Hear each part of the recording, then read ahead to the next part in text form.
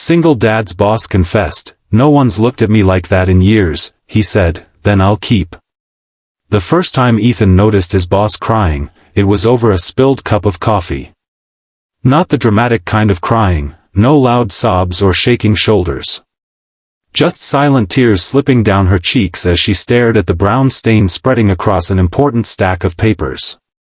The office was empty that early, except for Ethan, who had come in before sunrise like he always did. Single dads don't really sleep in. "I'm so sorry," she whispered, more to herself than to him. Ethan froze. This was Claire Montgomery, the woman everyone feared. CEO. Sharp suits. Sharper words. The kind of boss who never forgot a mistake and never showed weakness. But in that moment, she looked small. Human. "It's okay," Ethan said gently, grabbing paper towels. "I'll reprint everything." She looked up at him then, startled, as if she'd forgotten he existed. Their eyes met, and something shifted.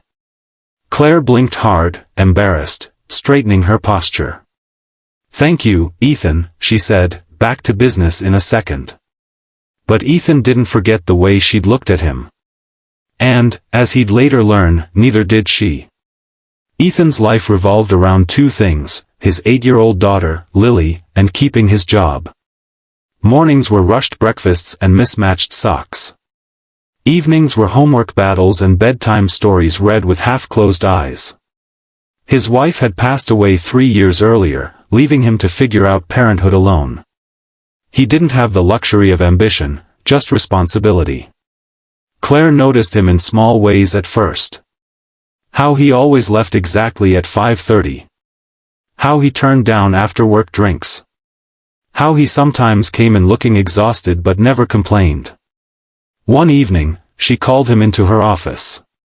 "Is there a problem with your schedule?" she asked, arms crossed. Ethan's stomach dropped. "If there is, I can try to adjust."